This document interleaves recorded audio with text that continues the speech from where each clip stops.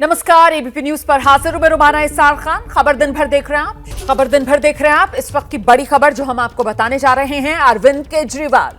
क्या आज अरविंद केजरीवाल को जमानत मिल जाएगी? ये सवाल बड़ा है क्योंकि अरविंद केजरीवाल को लेकर इस समय सुप्रीम कोर्ट में सुनवाई चल रही है। केजरीवाल की अर्जी पर सुप्रीम कोर्ट में सुनवाई जारी है, जिसमें केजरीवाल का पक्ष रख रहे उनके वकील अभिषेक मनु सिंह भी कह रहे हैं कि इसकी जांच पूरी हो चुकी है, सबूत मिटाने का कोई अंदेशा है नहीं, भाग जाने का कोई अंदेशा है नहीं। ऐसे में जमानत मिलनी चाहिए। ये वो दलीलें जिसके आधार पर जमानत की मांग अरविंद केजरीवाल के लिए उनके वकील की तरफ से जज साहब के सामने की जा रही है। जांच पूरी हो चुकी है मामले की, तो सबूत मिटाने का कोई अंदेशा नहीं। मुख्यमंत्री हैं दिल्ली के, भाग जाने का कोई अंदेशा नहीं। केस की जांच पूरी हो चुकी है, सबूत मिटाए नहीं जा सकते। शख्सियत इतनी बड़ी कि कहीं कोई भाग नहीं सकते और इसीलिए जमानत मिलनी चाहिए। तो इस समय सुनवाई चल रही है और जैसे ही कोई और अपडेट आएगा फौरन आप तक पहुंचाएंगे, क्योंकि नजर टिकी हुई है क्या अरविंद केजरीवाल को आज सुप्रीम राहत मिल जाएगी। उत्तर प्रदेश से बड़ी खबर आ रही है। यूपी की सियासत को गरमाने वाली ये खबर है। समाजवादी पार्टी के संपर्क में आ गई हैं अपर्णा यादव। अपर्णा यादव मतलब मुलायम सिंह यादव की छोटी बहू अपर्णा यादव, जिन्होंने समाजवादी पार्टी छोड़ी थी, बीजेपी ज्वाइन की थी और अब वही अपर्णा यादव समाजवादी पार्टी के संपर्क में। अपर्णा यादव बीजेपी से नाराज, शिवपाल यादव के जरिए समाजवादी पार्टी के संपर्क में आई हैं अपर्णा यादव। देखिए, 2.5 साल की मेहनत के मुताबिक अपर्णा यादव को पद नहीं मिला है। इसी का गिला, इसी की खलिश अपर्णा यादव महसूस कर रही हैं। अखिलेश और डिंपल के खिलाफ बोलने से वो बचती रही हैं। इसको आधार बनाकर दोबारा से समाजवादी पार्टी में जाने का वो रास्ता तलाश रही हैं। तो शिवपाल के जरिए समाजवादी पार्टी में दोबारा एंट्री की कोशिश में अपर्णा यादव की क्या घर वापसी हो पाएगी? ये इस समय अब सवाल है जिसके जवाब का इंतजार है। अपर्णा यादव की समाजवादी पार्टी में क्या घर वापसी होगी? फिलहाल बड़ी खबर ये मिल रही है कि अपर्णा यादव बीजेपी से नाराज हो गई हैं। 2.5 साल बीजेपी में उन्होंने जो मेहनत की उसके हिसाब से उन्हें फल नहीं मिला। महिला आयोग में एक उपाध्यक्ष का पद उनको पकड़ा दिया गया, इसी को लेकर वो नाराज हैं और अब सूत्र ये जानकारी दे रहे हैं कि घर वापसी करना चाहती हैं अपर्णा यादव दोबारा समाजवादी पार्टी की तरफ रुख करना चाहती हैं। सीधे आपको लेकर चलेंगे हमारे साथ हमारे सहयोगी अभिषेक उपाध्याय इस समय मौजूद हैं। जरा जानते हैं अभिषेक उपाध्याय से, जिस तरीके से वो महिला आयोग में उपाध्यक्ष वाला पद, वो भी 2.5 साल की कड़ी मेहनत के बाद बीजेपी में रहते हुए, इसी की वजह से खलिश और नाराजगी की अब घर वापसी की राह ताक रही हैं अपर्णा यादव। अभिषेक उपाध्याय। रोमाना, देखिए, सूत्र बताते हैं कि अपर्णा यादव इससे बिल्कुल भी खुश नहीं हैं। 2.5 साल उनका ये मानना है, उनके नज़दीकी जो सोर्सेज हैं उन्होंने हमको बताया है कि उन्होंने 2.5 साल हर जगह जाकर के जहां बीजेपी ने कहा वहां प्रचार किया, खासतौर पर उन जगहों पर भी गई जो यादव बाहुल्य जगहें थीं, और उन्होंने यहां तक समाजवादी पार्टी के खिलाफ भी एक नहीं बल्कि कई बार बयान दिया ताकि बीजेपी को उसका फ़ायदा मिले और बीजेपी की सेंध वहाँ लगे जहाँ पर सेंध अभी नहीं है। और मुलायम परिवार से आती हैं, उनको उम्मीद थी कि उनको उनके कद के मुताबिक पद मिलेगा, वो नहीं मिला है। उनको चेयरमैन भी नहीं बनाया गया है, 2 उपाध्यक्ष में से 1 बनाया गया है। इसके पहले मैं आपको बताऊं कि जब विधानसभा के चुनाव थे यूपी में, तो भी उनकी दावेदारी थी कि कैंट सीट से मिल जाए, जहां इसके पहले वो लड़ करके हार चुकी थी। समाजवादी पार्टी के टिकट पर उन्होंने अच्छी फाइट दी थी, लेकिन उनको विधानसभा का टिकट नहीं मिला। फिर लोकसभा के चुनाव में भी उन्होंने एबीपी न्यूज़ को ही बातचीत में कहा था, रोमान आपको याद होगा, कि वो रायबरेली से भी लड़ने को तैयार हैं। अगर पार्टी उनसे कहेगी तो वो रायबरेली से लड़ जाएंगी, मगर उनको लोकसभा में भी टिकट नहीं मिला। उसके बाद का जो एडजस्टमेंट था, वो अभी जो बोर्ड्स की नियुक्तियां हो रही थी उसमें ही उनकी उम्मीद थी और उसमें नियुक्ति तो दी गई, लेकिन सोर्सेज ये बता रहे हैं कि उनको जो मिला है वो उनकी एक्सपेक्टेशन से बहुत कम है। और एक जानकारी मैं आपको भी दे दूं, उनकी शिवपाल यादव से बात हुई है, सोर्सेज इस बात को कंफर्म कर रहे हैं और वो उनकी पैरेलल लाइन ओपन है, इसलिए भी क्योंकि उन्होंने, आप ध्यान दीजिए, अखिलेश यादव, डिंपल यादव के बारे में कभी भी एक शब्द नहीं बोला है। इसके पहले मेरे इंटरव्यू में उन्होंने कहा था आज से 6 महीना पहले कि मैं डिंपल यादव के खिलाफ ना कुछ बोलूंगी और ना ही वहां पर प्रचार करूंगी जाकर के उनके खिलाफ। ये उनकी लाइन शुरू से क्लियर रही है। रहिए मेरे साथ, मैं लौटूंगी आपके पास। हमारे सहयोगी संजय त्रिपाठी भी इस समय हमारे साथ मौजूद हैं और जरा संजय से ही जान लेते हैं, मतलब जो सम्मान चाह रही थी बीजेपी में, जिस तरीके के पद की उम्मीद थी, वो नहीं मिला। ऐसे में अब क्या गुंजाइश बाकी रहती है समाजवादी पार्टी में वापसी की? और समाजवादी पार्टी अगर जाएंगी तो फिर जाने के लिए किसी तरीके की कोई डील, या फिर नहीं बस मन भर गया है बीजेपी में और अब कुछ भी हो वापस घर वापसी करनी है? अपर्णा यादव, संजय। देखिए रोमाना, शुरू से ही जब से अपर्णा यादव भारतीय जनता पार्टी में आई थी, तब से उन्होंने कभी भी समाजवादी पार्टी के मुखिया, उनके परिवार के खिलाफ कभी तीखा हमला नहीं बोला है। और कुछ कमोबेश यही स्थिति समाजवादी पार्टी के साथ भी रही है। अखिलेश यादव और उनके परिवार ने कभी भी अपर्णा यादव के खिलाफ कोई ऐसी टिप्पणी नहीं की है। उम्मीद की जा रही थी कि भारतीय जनता पार्टी में जब अपर्णा यादव आएंगी तो मुलायम परिवार, यादव परिवार पर हमला बोलेंगी, लेकिन ऐसा नहीं हुआ।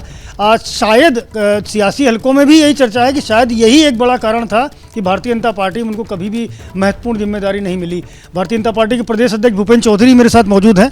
अध्यक्ष जी, अपर्णा यादव के लिए कहा जा रहा है कि वो नाखुश हैं, आपने उन्हें उपाध्यक्ष बनाया महिला आयोग में। उम्मीद की जा रही थी जब वो भारतीय जनता पार्टी में आई थी तब कि वो कैबिनेट मंत्री बनेंगी, एमएलसी बनेंगी, लोकसभा चुनाव लड़ेंगी, लेकिन ऐसा कुछ भी नहीं हुआ है। अब ऐसा चर्चा है, हमारे सूत्र बता रहे हैं कि वो समाजवादी पार्टी के संपर्क में हैं वापस जाने के लिए। नहीं, ऐसा नहीं है। वो हमारे साथ हैं और हमारी पार्टी के साथ मिलकर कंधे से कंधा मिलाकर अच्छे से काम कर रही हैं। आप ये आपने लोकसभा चुनाव में देखा होगा, उनकी सक्रियता रही है चुनाव में, और पार्टी के भी नित्य कार्यक्रम अभियानों में लगातार वो रही हैं। और एक कार्यकर्ता के नाते पार्टी ने, हमारी सरकार ने उन्हें आयोग का उपाध्यक्ष का नाते दायित्व दिया है। तो मुझे ऐसा लगता है कि हमारे लिए कार्यकर्ता के नाते जो भी पार्टी काम देती है हम सब लोग मिलकर पूरा करेंगे। और मेरी अपेक्षा है कि अपर्णा भी जो दायित्व सरकार की ओर से उन्हें मिला है पूरी निष्ठा के साथ निर्वहन करेंगे। लेकिन अभी तक उन्होंने दायित्व संभाला नहीं जो आपने उन्हें दिया। नहीं, अभी कोई इस तरह का मुझे जैसी जानकारी लगी है, जो भी महिला आयोग में हमारी अध्यक्ष या उपाध्यक्ष मनोनीत सरकार ने जिन लोगों को किया है, उन लोगों ने अभी किसी ने भी कार्यभार ग्रहण कराया नहीं है। जैसा मैंने आज सुबह माननीय मंत्री से बातचीत की थी, जो उनकी मंत्री हैं, तो उन्होंने कहा संभवतः सोमवार के दिन उन्हें कार्यभार ग्रहण कराया जाएगा। लेकिन ऐसी बात चर्चा में है कि अपर्णा यादव को भाजपा में शामिल करने के पीछे ये मंशा थी कि यादव परिवार पर वो तीखे हमले करेंगे, उनके खिलाफ बोलेंगे, लेकिन ऐसा कभी हो नहीं पाया। नहीं, ऐसा अपेक्षा भी नहीं है हमारी। हम लोग एक विचारधारा के साथ राजनीतिक क्षेत्र में काम करने वाली हमारी पार्टी है, और जो भी हमारे विचार से प्रभावित होकर हमारे विचार के लिए काम करना चाहता है वो हम उसका स्वागत करते हैं। अपर्णा जी ने भी तय किया तो हमने उनका स्वागत किया है, और पार्टी के साथ मिलकर भारतीय जनता पार्टी के विकास यात्रा के साथ जुड़कर वो आगे बढ़ रही हैं। मेरी ओर से उन्हें शुभकामनाएं। ये बात सही है कि उनके आने के बाद भारतीय जनता पार्टी को जो अपेक्षा थी, जो कि यादव वोट बैंक में वो एंट्री कर पाएंगे, या उनके आने का जो राजनीतिक लाभ था वो नहीं मिल पाया। निश्चित रूप से जातिगत एंगल पर ना देखा जा, हमारी पार्टी, हम सब लोग सबका साथ, सबका विकास और सबका विश्वास के साथ आगे बढ़ते हैं। और हमारे मूल में भी सामाजिक समरसता, सामाजिक सद्भाव है, और उसी आधार पर भारतीय जनता पार्टी काम करती है। माननीय प्रधानमंत्री जी का जो संकल्प है, सबका साथ, सबका विकास और सबका विश्वास, हम सबको साथ लेकर चल रहे हैं। भारतीय जनता पार्टी सबकी पार्टी, आज समाज के सब वर्गों के लोग सब हमारे पार्टी में है, और हमारे लिए समाज के नीचे पायदान पर बैठे व्यक्ति के लिए संभावना है। तो हमारी पार्टी सबको साथ लेकर चलती है, कार्यकर्ताओं की पार्टी है, और कार्यकर्ता के नाते जिसे जो दायित्व मिलता है हम सब लोग निष्ठा से मिलकर पूरा उसे करते हैं। लेकिन अब कहा जा रहा है शिवपाल यादव उनको फ़ोन कर रहे हैं, उनसे बातचीत कर रहे हैं, समाजवादी पार्टी में दोबारा लाने की कोशिश कर रहे हैं। कल अखिलेश यादव से भी पूछा गया तो कोई ऐसा कोई बहुत तीखा जवाब नहीं दिया जो उनको पदभार मिला है, जो दायित्व मिला है। मुझे उसकी जानकारी नहीं है, लेकिन एक कार्यकर्ता के नाते हम लोगों को जो दायित्व मिलता है वो दायित्व को हम सब लोग ठीक से निर्वहन करते हैं। मुझे विश्वास है कि अपर्णा जी को भी पार्टी ने जो दायित्व दिया है, सरकार ने दायित्व दिया है, वो जो दायित्व उन्हें मिला है उसे ठीक से वो निर्वहन करेंगे। संजय, मेरी तरफ से एक सवाल पूछिए। संजय, मेरी तरफ से एक सवाल पूछिए। जो दायित्व दिया है पार्टी ने कार्यकर्ता के तौर पर, चौधरी जी कह रहे हैं कि साहब सब उसका निर्वहन करते हैं, लेकिन क्या अपर्णा यादव को उनके कद के हिसाब से पद मिला? इस सवाल का जवाब लीजिए, क्योंकि इसी बात को लेकर तो नाराजगी है अपर्णा यादव में। एक हमारी जो एंकर रोमाना इसार खान है, उनका ये सवाल है कि जो अपर्णा यादव का कद था, जो उनका महत्व था, उस हिसाब से क्या उनको पदभार दिया है? ये बात आप मानते हैं? मैंने जैसे कहा, भारतीय जनता पार्टी कार्यकर्ता आधारित जन संगठन, और अपर्णा हमारी पार्टी का हिस्सा बनी है, हमारे साथ काम कर रही हैं वो। ये हमारे लिए गर्व की बात है, प्रसन्नता की बात है।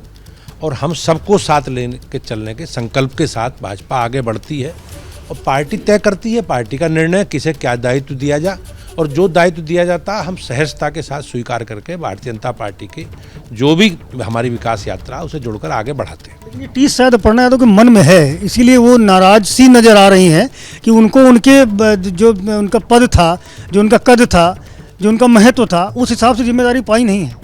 सबका महत्व है भाजपा में। भारतीय जनता पार्टी कार्यकर एक विचारधारा से जुड़े लोगों का समूह और पूरी कार्यकर्ता हमारे विचार को लेकर जनता के संपर्क संवाद में रहते हैं। हमारी वही ताकत है।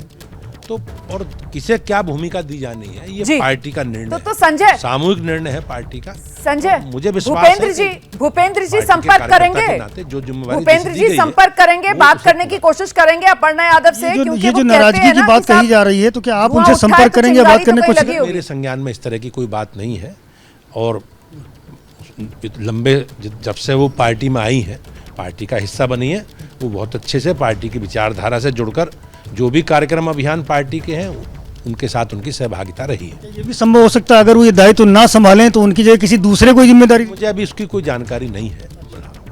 बहुत शुक्रिया हमसे बात करने के लिए। भूपेंद्र चौधरी हैं रोमाना, जो साफ तौर पर ये कह रहे हैं जिसको जो जिम्मेदारी मिलती है भारतीय जनता पार्टी में वो संभालता हो। जहाँ तक नाराजगी की बात है, प्रदेश अध्यक्ष को इस बारे में कोई जानकारी नहीं कि अपर्णा यादव किसी तरह से नाराज हैं।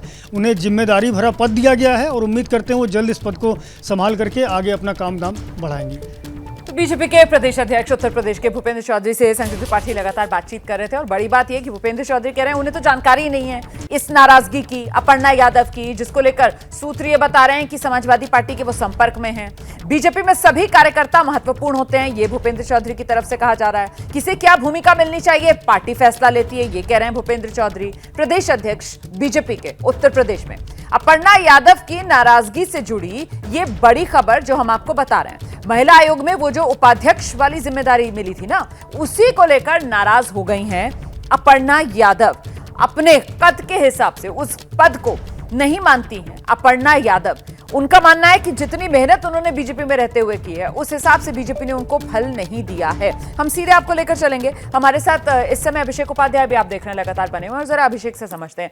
इधर तो बीजेपी की तरफ से कह दिया गया है कि साहब हमारे पास तो कोई जानकारी नहीं है उनकी नाराजगी की, लेकिन वहां दूसरी तरफ समाजवादी पार्टी के खेमे में हलचल क्या है अभिषेक?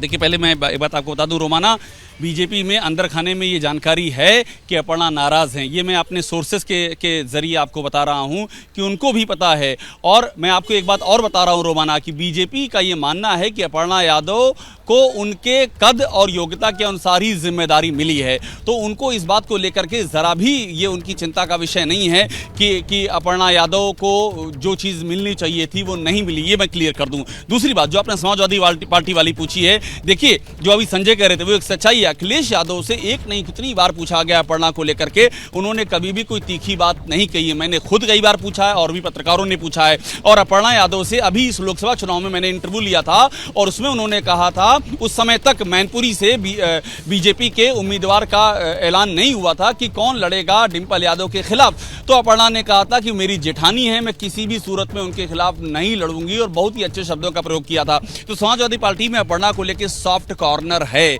शिवपाल यादव उसकी एक धुरी हैं। शिवपाल यादव लगातार अपर्णा के संपर्क में पहले भी हैं और अब भी हैं। शिवपाल यादव ने भी हमारे सोर्सेज के मुताबिक शिवपाल यादव का भी ये मानना है कि अपर्णा यादव को वो सम्मान नहीं मिला जिसकी वो हकदार हैं। तो वो एक ब्रिज की तरह हैं। अखिलेश और खासतौर पर डिंपल यादव, मैं आपको बताऊं, डिंपल यादव का अपर्णा यादव को लेकर के जो रुख है वो सिंपैथेटिक रुख है, सहानुभूतिपूर्ण रुख है। उनसे चुनाव में जब मैंने अपर्णा का इंटरव्यू किया था तो वहां से मैनपुरी में पत्रकारों ने उनसे पूछा भी कि अपर्णा आपके बारे में ये कह रही है, उन्होंने एक चैनल पर ये कहा है कि वो आपके खिलाफ नहीं लड़ेंगी, वो आप जेठानी हैं, आपका आदर करती हैं। तो उसकी वो डिंपल ने बहुत ही अच्छी प्रतिक्रिया दी थी और अपनी एक तरह से शुभकामनाएं प्रेषित की थी। तो कहीं कोई बीच की दरार नहीं है और समाजवादी पार्टी ये चाहेगी कि इस मौके पर दोनों बहुएं, देवरानी जेठानी डिंपल और अपर्णा, उनमें आपस में कभी किसी तरीके की नोकझोंक नहीं, बल्कि एक दूसरे के प्रति हमेशा सम्मान ही सार्वजनिक मंचों पर हमने देखा है, कैमरों के सामने हमने इसी तरीके की बातें सुनी है। आपको बहुत धन्यवाद अभिषेक उपाध्याय। संजय त्रिपाठी हमारे साथ बने हुए हैं क्योंकि एक और बड़ी खबर उत्तर प्रदेश से ही सामने आ रही है। दरअसल उत्तर प्रदेश में सुल्तानपुर एनकाउंटर को लेकर सियासत गर्मा गई है क्योंकि समाजवादी पार्टी के मुखिया अखिलेश यादव ने सुल्तानपुर एनकाउंटर पर सवाल उठा दिए। सुल्तानपुर एनकाउंटर को अखिलेश यादव ने नकली करार दिया है। इनकाउंटर से पहले मुख्य आरोपी का सरेंडर कराया गया। डकैती में शामिल लोगों का सत्ता पक्ष से संपर्क, ये कहना है अखिलेश यादव का। दिखावटी गोली मारी और जात देखकर जान ले ली। तो ये बड़ा आरोप जो अखिलेश यादव की तरफ से लगाया जा रहा है। इनकाउंटर से पहले मुख्य आरोपी से संपर्क साधकर सरेंडर करा दिया गया और फिर बाकी लोगों के पैरों में तो सिर्फ दिखावटी गोलियां मारी गई, जात देखकर लेकर जान ले ली गई। मुख्य आरोपी ने सरेंडर कर दिया तो लूट का सारा माल भी तो पूरा वापस होना चाहिए। सरकार को मुआवजा अलग से देना चाहिए, क्योंकि ऐसी घटनाओं का जो मानसिक आघात होता है उससे तो उबरने में बहुत समय लगता है, जिससे व्यापार की हानि होती है, जिसकी क्षतिपूर्ति सरकार करे। नकली इनकाउंटर रक्षक को भक्षक बना देते हैं। समाधान नकली इनकाउंटर नहीं, असली कानून व्यवस्था है। बीजेपी राज अपराधियों का अमृतकाल है। जब तक जनता का दबाव और आक्रोश चरम सीमा पर नहीं पहुंच जाता, तब तक लूट में हिस्सेदारी का यह काम चलता रहता है। और जब लगता है जनता घेर लेगी, तो नकली इनकाउंटर का ऊपरी मरहम लगाने का दिखावा होता है। जनता सब समझती है कैसे कुछ लोगों को बचाया जाता है और कैसे लोगों को फंसाया जाता है। सीधे सीधे ये सुल्तानपुर इनकाउंटर और इसको लेकर नकली इनकाउंटर से लेकर जात देखकर गोली मार दी, तो ये तो कटघरे में योगी सरकार को खड़ा कर दिया इस इनकाउंटर को लेकर अखिलेश यादव ने। संजय, बीजेपी क्या कह रही है? बिल्कुल, ये पूरी सरकार पर सवाल खड़े किए हैं अखिलेश यादव ने, ये कहते हुए कि ये एनकाउंटर फर्जी था और जिस अपराधी को मारा गया है जाति देखकर मारा गया। जो मुख्य आरोपी था वो किसी अन्य जाति का था, जिसको सरेंडर कराया गया। पूरी मिली भगत थी। बहुत गंभीर आरोप लगाए हैं। भारतीय जनता पार्टी के प्रदेश अध्यक्ष भूपेंद्र चौधरी इस वक्त मेरे साथ मौजूद हैं। अध्यक्ष जी, अखिलेश यादव ने बड़े संगीन आरोप लगाए हैं आपकी सरकार पर कि आप लोग जाति देख करके इनकाउंटर करते हैं। कल जो इनकाउंटर हुआ है सुल्तानपुर में ज्वेलर्स की डकैती वाला, वो फर्जी इनकाउंटर है।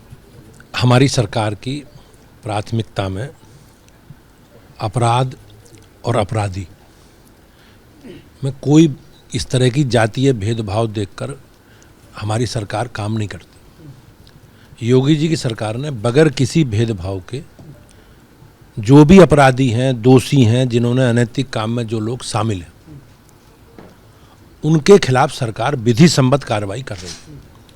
जाति समाजवादी पार्टी के लोग देखते हैं। जातिगत एजेंडा उन्हें तय करना, जातिगत समाज में टकराव उन्हें पैदा करना।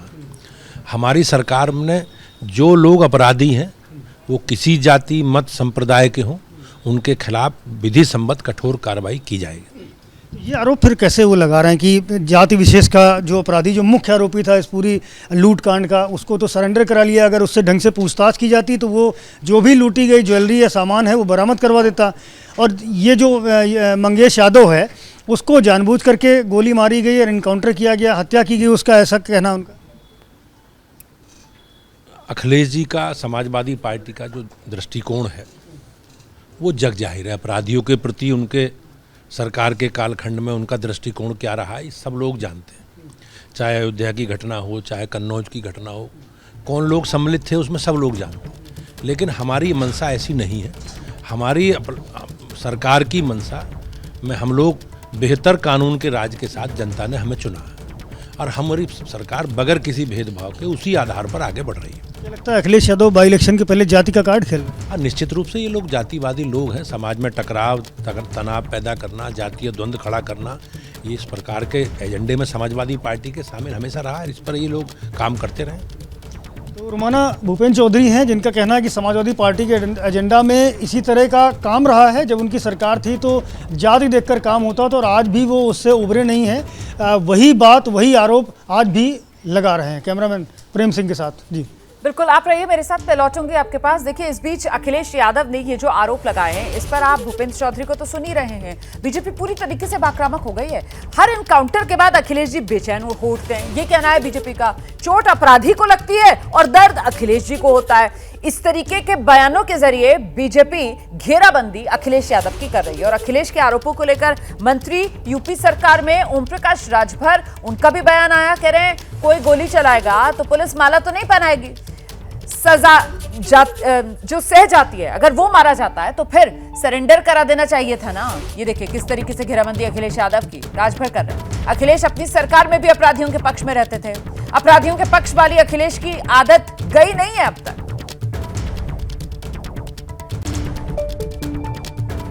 यूपी सरकार के कैबिनेट मंत्री ओम प्रकाश राजभर इस वक्त मेरे साथ मौजूद हैं। राजभर जी, अखिलेश यादव का कहना है सुल्तानपुर में जो डकैती हुई थी, ज्वेलर्स के यहाँ लूट हुई थी, उसमें जो अपराधी मारे गए हैं जाति देख करके मारे गए हैं। मुख्य आरोपी जो था उसको सरेंडर करा लिया गया, अगर चाहते तो उससे सारी बरामदगी हो सकती थी, लेकिन जाति विशेष के आदमी यानी मंगेश यादव, जिसको एसटीएफ ने ढेर कर दिया है, उसको लेकर के उन्होंने सवाल खड़े किए और ये कहा है कि उत्तर प्रदेश सरकार अपराधियों से मिली हुई है। उत्तर प्रदेश सरकार वहाँ डकैती डालने गई थी, उस गिरोह में वो था न। जब पुलिस उसको पकड़ने गई तो पुलिस के ऊपर फायर किया, तो पुलिस माला लेके पहरावे कि पुलिस गोली चलावे? अपनी सुरक्षा में पुलिस क्या करेगी? माला जा खरीद के लेके गाड़ी में रखे रहे। जब अपराधी गोली चलाने लगे तो वो माला लेके भाई गोली न चलाओ, हम माला पहनाने आ रहे हैं, ये पुलिस का काम है। अगर वो अपने आत्मरक्षा के लिए गोली चला रहे हैं, जब वो उधर से चला रहा तो इधर से गोली चली, तो अब उसमें जाति चीन करके तो गोली नहीं जाके लगी। तो ये चीज़ें जो है उनका कहना ये गलत है। तो उसको भी जाके सरेंडर हो जाना चाहिए था, क्यों भाग रहा था? 4 बजे भोर में भागने का क्या औचित्य है?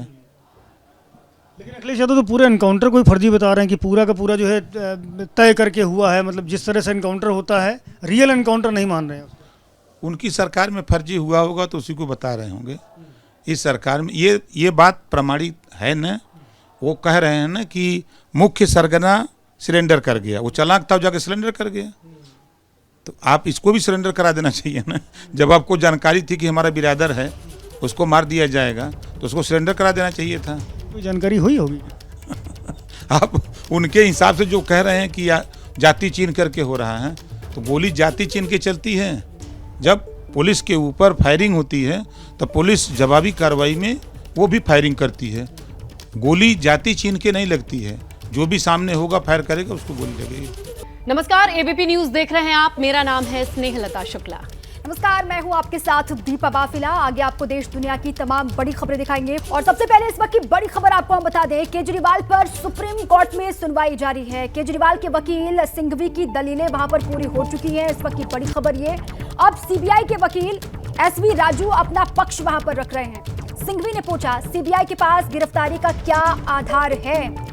तो अरविंद केजरीवाल के मामले पर सुप्रीम कोर्ट में सुनवाई जारी है और इसी बीच खबर ये सामने आ रही है कि अरविंद केजरीवाल के वकील अभिषेक मनु सिंघवी की दलीलें वहां पर पूरी हो चुकी है कोर्ट के भीतर और अब सीबीआई के वकील एसवी राजू वहां अपना पक्ष रख रहे हैं। और साथ ही सिंघवी ने वहां पर यह पूछा, सीबीआई के पास गिरफ्तारी का क्या आधार है?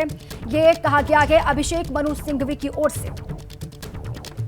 बिल्कुल, और ये भी कहा जा रहा है ये साजिश हो सकती है। अगर पूछताछ है, तमाम चीजें हैं, तो जानबूझ करके ये गिरफ्तारी की तलवार लटकाई गई, गिरफ्तारी की गई। इस पूरे मामले पर अब दूसरे पक्ष यानी सीबीआई की ओर से दलीलें पेश की जाएंगी। राहुल गांधी के अमेरिका दौरे से पहले ओवरसीज कांग्रेस के अध्यक्ष सैम पित्रोदा का बड़ा बयान सामने आ गया है।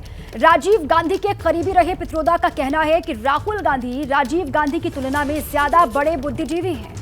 पित्रोदा ने यह भी कहा कि राजीव की तुलना में राहुल बड़े रणनीतिकार भी हैं और प्रधानमंत्री बनने के उनमें सारे गुण हैं। ये कहा है सैम पित्रोदा ने। बिल्कुल, ज्यादा इंटेलेक्चुअल हैं, ये कहते नजर आए सैम पित्रोदा, क्योंकि उनके पास दोनों ही शख्स को नजदीक से जानने का अनुभव रहा है। और उसके बाद उन्होंने एग्जैक्टली क्या कहा, आप भी सुनिए।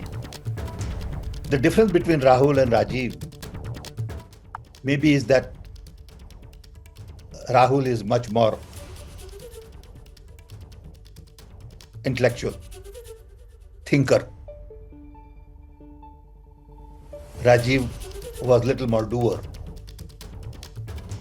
They have same DNA. They have same concerns and feelings for people.